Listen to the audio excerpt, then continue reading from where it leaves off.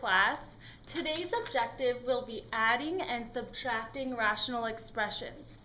If you haven't done so already, there's a note-taking guide that I've uploaded to the website, and it has a lot of the examples that we're going to be doing on it, so it might be a good idea for you to have this printed out. The first thing we're going to talk about is finding the LCD. The LCD stands for the least common denominator, and in your book they also refer to it as the least common multiple, but they're the same thing. So for the first example, our two expressions are 10x squared and 35x squared y squared. So to find the least common denominator, we need to find the smallest number that both of these go into. So for 10 and 35, the smallest number that those two go into is 70. So I always start out first with the numbers and then move on later to the variables.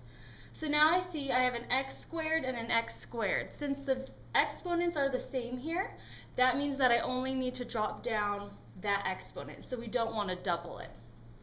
Again, I have a y squared, so that I need as well, so I drop that down. And then this is my final least common denominator, 70x squared y squared. The next one is a little bit more difficult because we need to start out by factoring. We always like to factor first because that helps us break it down to its smallest terms. So 4w minus 12, we can factor out a 4 and then have w minus 3 as left over. And do the same here. 2 goes into 2w and negative 6. So we take out a 2 and have left w minus 3.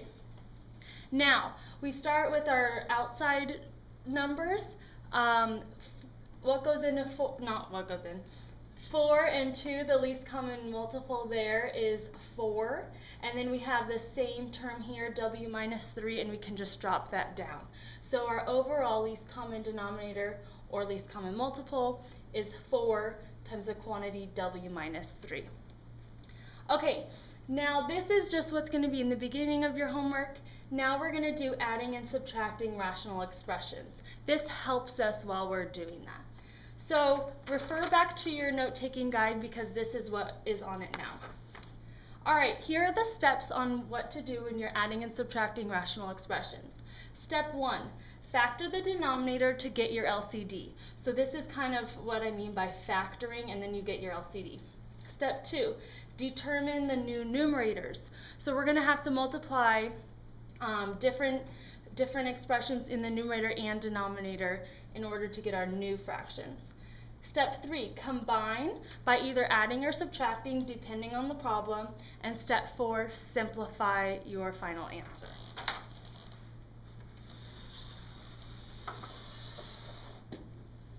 Okay, so here's the first example on your note-taking guide. 3x over 4y squared minus y over 6x. So what you need to do first is you need to find our least common denominator. And as you can see here, they're both in the denominator position. So what do 4 and 6 both go into? 12. You always want to pick the smallest number they both go into. And then we have an x, so I just write them alphabetically. So we have an x that we need, and we have a y squared. So here's our least common denominator. From this step, we now need to see what can we multiply 4y squared by to get 12xy squared. Well, 4 times 3 is 12, so that's why we multiply the numerator and denominator by 3. And we have our y squared, but we're missing our x, so we also need to multiply both by x. For our next one, which is 6x, we're missing a 2. We have our x, we're missing a y squared. So don't forget to do that on the numerator and the denominator because we can't change the value of the fractions. All right, now from step 3, we're going to combine by adding or subtracting. So first here I'm going to multiply. So I have 3x times 3x is 9x squared. Minus y times 2y squared is minus 2y cubed. I have the same denominators now, so that's the way you can check your work to make sure you did that correctly.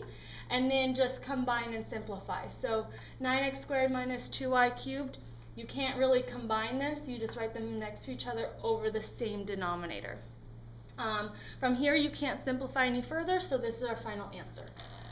For the next example, this one's a little bit different because we have 3 different fractions we're trying to add together, or rational expressions.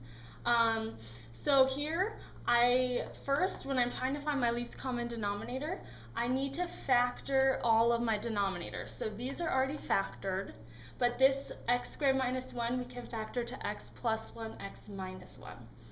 And that just helps us get our lowest term. So we have an x, we have an x minus 1. We already have the x minus 1 covered, so we just need to add our x plus 1. So here's our least common denominator. My first fraction is missing the x and the x plus 1, so I add that to the numerator and denominator.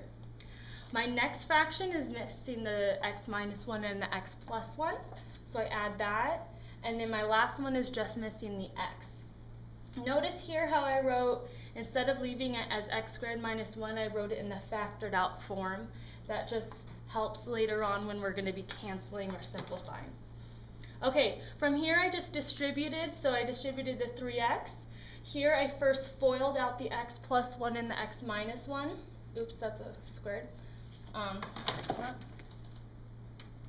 And then here I distributed the x, put parentheses around here so that you make sure you distribute the x to both the x and the 3. After that, I distributed the -2, and don't forget this negative sign needs to go to everything as well. So after I did that, I circled my like terms. I combined all my x squareds to get 2x squared. All my x's, so I got plus 6x, and then I had a plus 2. From here on I can I can factor out a 2, and then I get this final answer. Unfortunately, I cannot cancel or simplify any further, so after this I am all done. Couple more examples now. All right, here's our next example. This also is on your note-taking guide. We find our least common denominator by factoring the denominators to start out with. Luckily, they're the same, so it's pretty easy for this one. So our least common denominator is x plus y, x minus y. So I just rewrote that instead of the original denominators, combined the numerators, and wrote it as one fraction altogether.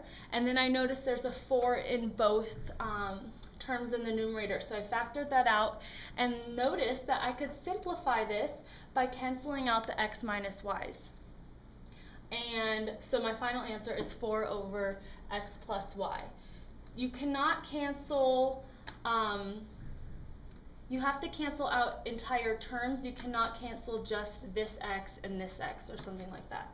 So this is my final answer for that one. This next one, my least common denominator, again I start by factoring this one, which is x plus 1, x minus 1. The x plus 1's repeat, so I only need to write it once, and then I have my x minus 1. The only thing we're missing in this fraction is the x minus 1, so I multiply that in the numerator and denominator. This one doesn't miss anything, but notice I put parentheses around the numerator here because I need to remember to distribute this negative sign. So from there, I FOILed my x minus 1 and x minus 1 to get x squared minus 2x plus 1. And then I distributed my minus sign. So that's why I wrote these in red, so you notice that the negative times the negative becomes a positive, and negative times a positive is a negative. After that, I combined like terms, and then I noticed that there is a negative sign in common with both of these, so I just factored it out. Again, there's nothing we can cancel out from here on, so that's our final answer. All right, the last example. These are very common examples, and I wanted to do one for you because they look harder than they are. So notice these denominators. They're very, very similar. However, the signs are opposite.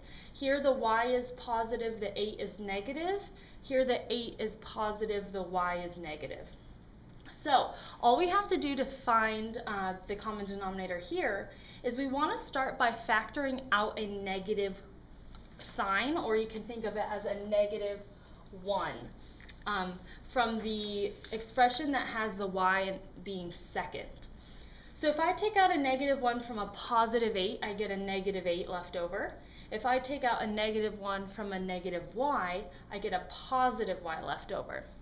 And then all I did from this step to this step was I flip-flopped the y and the 8. So here it's a positive y, I wrote that first, and it's a negative 8, so I wrote minus 8 second with the negative sign in the front. Now, if you notice, this looks exactly like this, we just have an extra negative sign.